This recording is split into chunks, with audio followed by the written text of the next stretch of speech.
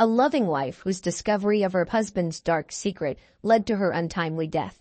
This is a story of a hidden life, betrayal, and murder. Claire Herskowitz was a 40-year-old woman who lived in Boca Raton, Florida. She was a stay-at-home mom and a part-time internet marketer. Claire was known for her lively personality and strong commitment to her family. She had a husband named David, who was 45, and 2 children, Greed, 12, and Block, 9. Claire was very close to her family and friends and had built a successful career working from home, helping small businesses improve their online presence. She was good at what she did and enjoyed helping others succeed. Her work was featured on local business websites and in the Boca Raton Tribune. Claire's husband, David, owned a fishing tour company. To the outside world, he seemed like a devoted husband and father. However, as we will discover later, David had many secrets. Claire was very active in her community. She volunteered at Gree and Block School, Pinecrest School, and was part of the PTA. She helped organize school events and fundraisers.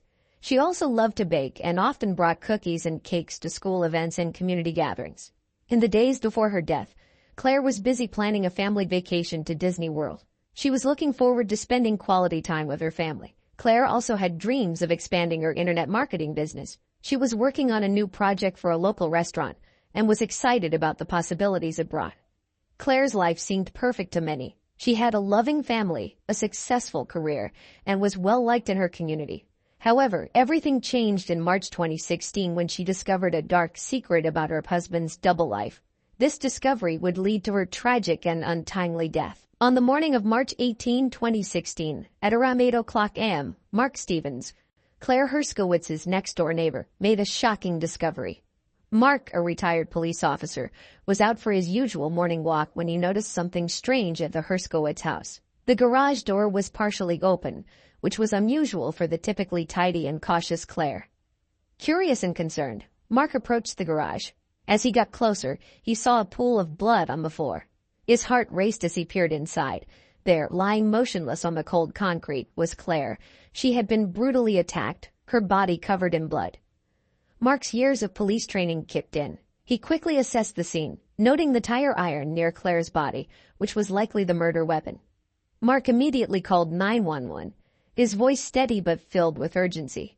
He then waited outside the garage to ensure nothing was disturbed, keeping a watchful eye on the scene until the authorities arrived. The sound of sirens filled the air as the Boca Raton Police Department rushed to the scene. The garage was a gruesome sight. Blood splatters covered the floor and walls, evidence of a violent struggle. Claire's body showed signs of a brutal attack, with multiple wounds suggesting she had fought hard against her attacker. The detectives carefully documented the scene, taking photographs and collecting evidence. They noted the position of the tire iron and took swabs for DNA testing. As they worked, neighbors began to gather outside, whispering in shock and disbelief. The news of Claire's death spread quickly through the community, leaving everyone stunned. The detectives interviewed Mark Stevens, who described his discovery of the body. His calm and detailed account helped them piece together the initial timeline of the crime.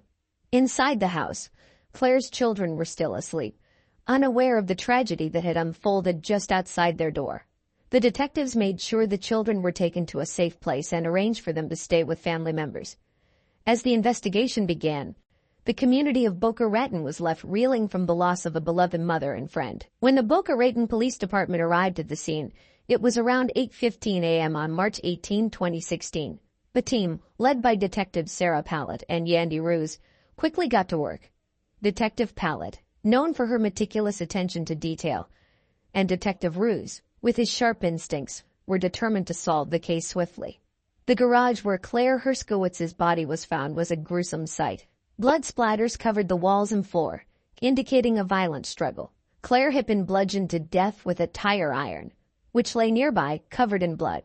The scene suggested a sudden and brutal attack, with no signs of a break-in, pointing to someone she knew. The detectives first secured the area, ensuring no one could contaminate the crime scene. They documented everything with photographs and detailed notes. Forensic specialists arrived and began collecting evidence, including the tire iron, fingerprints, and DNA samples. They also took swabs from various surfaces to look for any other traces of the attacker. Detective Pallett noted the chaos in the garage, a spilled toolbox, scattered papers, and a broken family photo. These details were crucial as they painted a picture of the struggle Claire endured. The detectives also found Claire's cell phone, which they hoped would provide more clues about her final moments. As the investigation continued, the detectives moved inside the house. They checked the home for any additional evidence or signs of forced entry but found none. This reinforced their belief that Claire knew her attacker. Detectives Pallett and Ruiz interviewed the neighbors, including Mark Stevens, who had discovered the body. Mark provided a detailed account of his morning routine and how he stumbled upon the horrific scene. His calm demeanor and clear observations were invaluable to the investigation. The detectives also spoke with Claire's children, Greed and Black, in a gentle manner, ensuring they felt safe. The kids were taken to a relative's house, away from the traumatic environment. Detectives reached out to David Herskowitz, Claire's husband, who was at his office. His reaction was notably composed, which raised some initial suspicions. Detective Pallett and Ruiz reviewed security footage from nearby homes. They hoped to find any clues or suspicious activity around the time of the murder. They also planned to analyze Claire's phone records and social media for any unusual interactions or threats. As the day progressed, the detectives remained focused and determined. They knew solving Claire Herskowitz's murder was critical for the grieving family and the shocked community of Boca Raton. Every piece of evidence, no matter how small, was vital in their quest for justice. The first suspect in Claire Herskowitz's murder was her husband, David Herskowitz. At 45 years old, David owned a fishing tour company in Boca Raton. To everyone who knew him, David seemed like a devoted husband and father. He was meticulous, introverted, and kept his personal life private from everyone, including his family. However, as detectives began to dig deeper, they discovered that David had been hiding a lot from them. David had been having an affair and was also in deep financial trouble. His fishing tour company, which seemed successful on the surface, was struggling. He had taken out several loans and was facing mounting debts. These secrets painted a different picture of the man who seemed so dedicated to his family. Detectives Pallett and Ruiz brought David in for questioning on the afternoon of March 18, 2016. David appeared calm, but his demeanor was detached. He denied any involvement in Claire's death and claimed he was at his office during the time of the murder.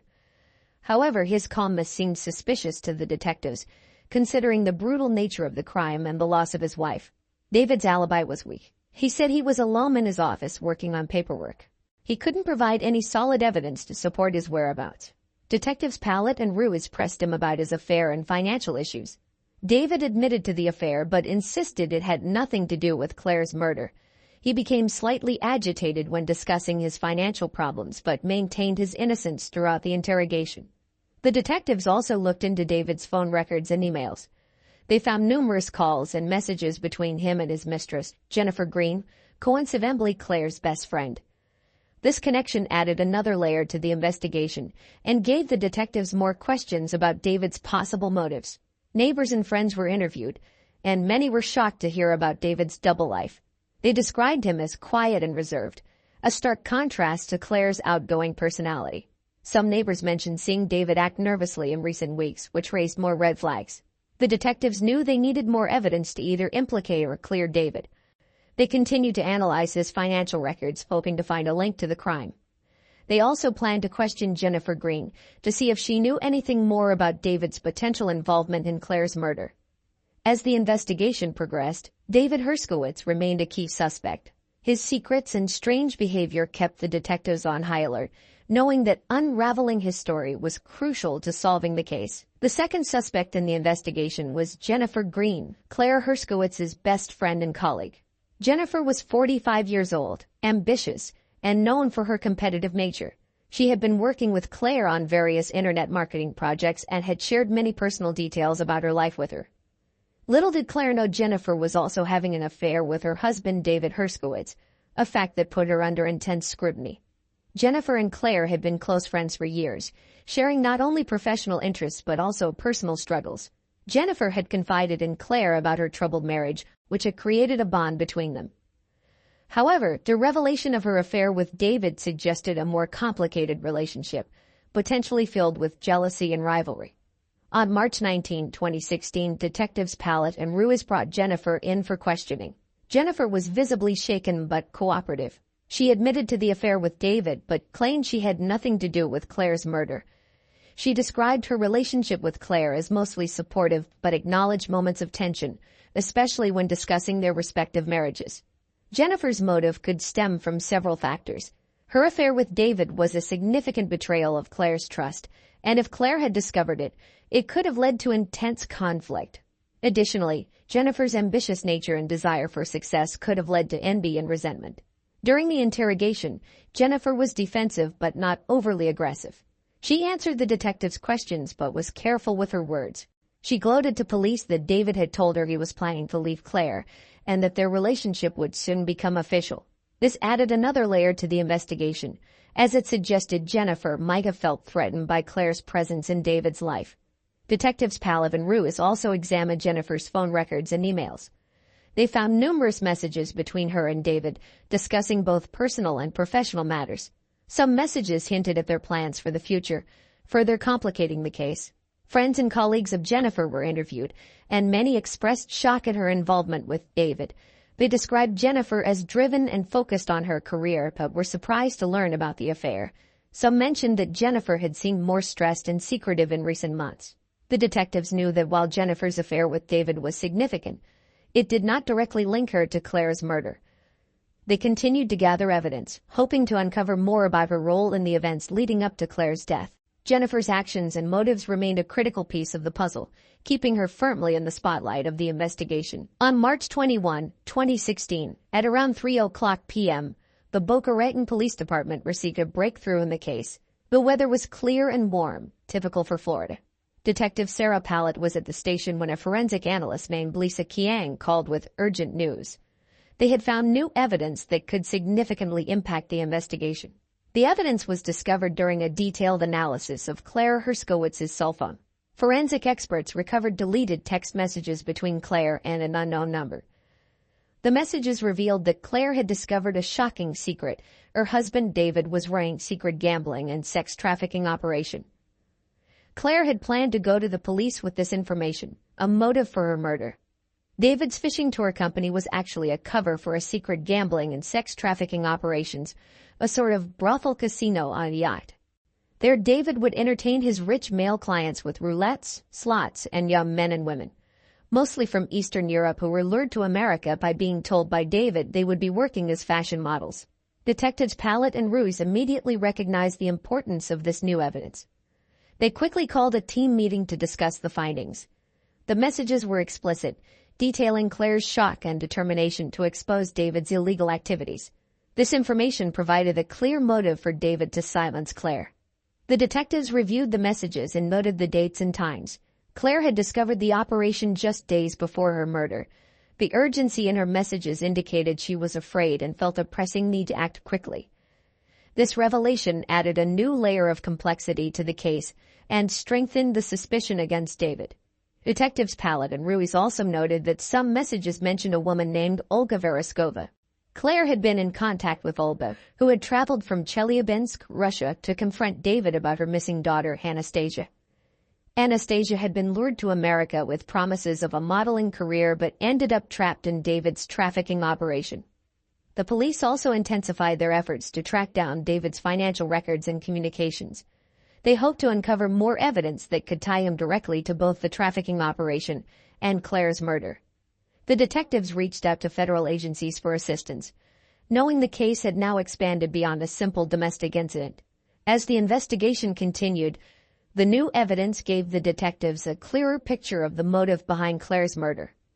David's secret life and illegal activities were at the heart of the case.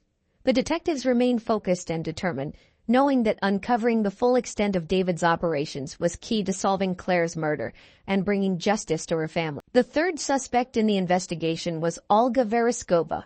Olga was 61 years old and had traveled all the way from Chelyabinsk, Russia, to find out what had happened to her daughter, Anastasia. Anastasia was just 18 when she came to America, believing she would be working as a fashion model. Instead, she became a victim in David Herskowitz's secret gambling and sex trafficking operation. On March 22, 2016, Detectives Sarah Pallett and Yandy Ruiz brought Olga in for questioning. Olga was visibly upset and determined to find justice for her daughter. She spoke through a translator, explaining how Anastasia had disappeared shortly after arriving in the United States. Olga had tried everything to find her daughter, even hiring private investigators, but all leads had pointed back to David Herskowitz. Olga described her daughter as bright, ambitious, and full of dreams. Anastasia had been excited about her modeling career and looked forward to a new life in America. When Anastasia stopped communicating, Olga knew something was terribly wrong. Her determination to find the truth had led her to sell everything to fly Florida and confront David directly.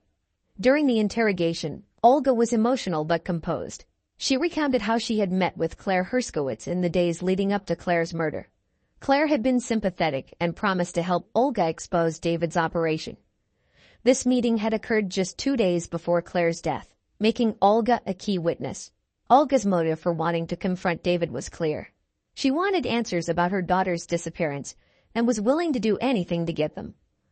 However, the detectives found no evidence linking Olga to Claire's murder. Her emotional state and detailed account of her search for Anastasia painted her as a grieving mother rather than a suspect. The detectives continued to press Olga for more information about David's operations. Olga revealed that she had gathered documents and records about David's illegal activities, hoping to use them to pressure him into revealing Anastasia's whereabouts. She handed over these documents to the detectives, providing crucial evidence to further their investigation. Friends and acquaintances of Olga in Russia described her as a determined and caring mother. They said she was relentless in her search for Anastasia and had exhausted all resources to find her. Her journey to America was her last hope to uncover the truth. With all this testimony and the documents she provided, Detectives Pallet and Ruiz had more evidence to connect David to both the trafficking operation and Claire's murder. Olga's involvement highlighted the international scope of David's crimes and the far-reaching impact of his actions. As the investigation progressed, Olga remained a crucial part of the case. Her unwavering determination to find justice for her daughter and her cooperation with the detectives brought them closer to uncovering the full extent of David's criminal activities. On March 24, 2016, after piecing together all the evidence, the Boca Raton Police Department identified David Herskowitz as Claire's murderer. David, 45, owned a fishing tour company, but his seemingly perfect life hid a dark secret. His operation was a cover for illegal gambling and sex trafficking. David's motive for killing Claire was clear. Claire had discovered his secret life and planned to expose him to the authorities. Fearing the collapse of his personal and professional life, David decided to silence her permanently. The police gathered enough evidence to arrest David, including his phone records, financial documents, and the deleted text messages between him and Claire. At 10:00 a.m., Detectives Sarah Pallet and Yandy Ruiz arrived at David's office. The atmosphere was tense as they approached. David was in a meeting, discussing his business plans, when the detectives entered. They calmly informed David of his arrest. David's reaction was a mix of shock and resignation. He didn't resist but maintained his innocence, claiming that he was being framed. The detectives handcuffed David and read him his rights. They then escorted him out of the building, where a crowd of curious onlookers and media had already gathered. News of the arrest spread quickly through the community, leaving everyone in disbelief. Claire's family was devastated but relieved that the police had finally identified her killer. The community of Boca Raton shared their pain, mourning the loss of a beloved mother and friend. The police continued their investigation to ensure they had a solid case against David. They uncovered more details about his illegal activities, linking him to the gambling and sex trafficking operation. The evidence painted a clear picture of a man desperate to protect his double life, willing to go to any lengths to keep his secrets hidden. David's arrest was a significant step towards justice for Claire. It also brought hope to Olga Vereshkova, who still sought answers about her daughter Anastasia. The police reassured Olga that they would continue to investigate David's criminal network, hoping to find more victims and bring them justice as well. As David was led away in a police car, the residents of Boca Raton hoped for a swift and fair trial. Claire's murder had rocked the community, but her courage in uncovering David's crimes inspired many. The detectives remained committed to seeing the case through, determined to honor Claire's memory by ensuring her killer faced the full extent of the law. The trial of David Herskowitz began on August 1, 2017 in Boca Raton. The prosecution was led by Assistant District Attorney Karen Whitfield, known for her tenacity and keen sense of justice. Karen, 38, had a reputation for being tough on crime and was determined to see David held accountable for Claire's murder as other illegal activities. The prosecution's argument centered on the mountain of evidence against David. Karen presented the deleted text messages between Claire and David, financial records showing his debts, and testimonies from various witnesses, including Claire's family and friends. The jury listened intently as Karen detailed how David's secret life led him to kill his wife to prevent her from exposing his illegal activities. On the defense side was attorney Richard Palmer, a 45-year-old known for his sharp legal mind and calm demeanor. Richard argued that David was being framed and that the evidence was circumstantial. He tried to cast doubt on the validity of the text messages and suggested that other individuals involved in David's illegal operations had more to gain from Claire's death. Throughout the trial, Claire's family was present, their faces etched with grief and determination. They watched every moment, hoping for justice. Michelle, Claire's sister, often wiped away tears as she listened to the details of her sister's last days and the brutality of her murder. The trial lasted 3 weeks, with both sides presenting compelling arguments. However, the prosecution's evidence was overwhelming. On August 24, 2017, the jury delivered a unanimous verdict. David Herskowitz was found guilty of first-degree murder, illegal gambling, and sex trafficking. During the sentencing hearing, the judge condemned David's actions and sentenced him to life in prison without the possibility of parole. The courtroom was filled with a mixture of relief and sadness. Claire's family felt a sense of closure, knowing that David would spend the rest of his life behind bars, but the pain of losing Claire remained. The verdict had a profound impact on the community of Boca Raton. Many felt that justice had been served, but the case also highlighted the dark underbelly of illegal activities that could exist in seemingly quiet neighborhoods. It served as a reminder of the importance of vigilance and community support. For Claire's friends and family, the sentencing marked the end of a painful chapter. They found solace in the fact that Claire's courage to uncover the truth had not been in vain. The community rallied around them, offering support and remembering Claire as a loving mother, wife, and friend who stood up for what was right. The trial of David Herskowitz would be remembered as a case that brought a community together and shone a light on the hidden dangers within. Claire's legacy of bravery and justice continued to inspire those who knew her. After David Herskowitz was sentenced to life in prison on August 24, 2017, the lives of everyone involved in the case continued to unfold in significant ways. The trial had brought closure to the case, but it also left lasting impacts on the people affected. Claire Herskowitz's family received support from local counseling services and community groups, which helped them navigate their grief. The community of Boca Raton, shaken by the case, came together to support the Herskowitz family, organizing fundraisers and memorials in Claire's honor. Grieve and Block were placed in the care of their extended family. They continued to attend school at their local school, Calusa Elementary, where teachers and counselors provided extra support. The children struggled with the loss of their mother but were gradually adapting with the help of therapy and their supportive relatives. Olga Vereskova, who had traveled from Russia in search of her daughter, Anastasia, found some closure with David's conviction. Although Anastasia had not been found, Olga continued her efforts to raise awareness about human trafficking. She collaborated with organizations such as the Polaris Project and participated in speaking engagements to shed light on the issue. Her advocacy helped bring attention to similar cases and supported other families facing similar tragedies. Jennifer Green, who had been a suspect but was later cleared, faced a challenging road as well. The revelation of her affair with David and its connection to the murder had impacted her personal and professional life. She took a leave of absence from her job and eventually moved away from Boca Raton to start anew. Her former colleagues and friends offered support, though the affair and its consequences left a lasting mark on her reputation. The trial of David Herskowitz left a deep impact on Boca Raton. It highlighted the dangers of hidden criminal activities and the importance of community vigilance. Claire Herskowitz's bravery in uncovering David's secrets had led to his arrest and conviction, but the ripples of the case continued to affect many lives. As time passed, the community worked to heal and remember Claire for her courage and commitment to justice. Her story remained a powerful reminder of the strength of the human spirit and the ongoing fight against injustice. The tragic story of Claire Herskowitz serves as a stark reminder of the dangers of hidden lives and the devastating impact of secrets.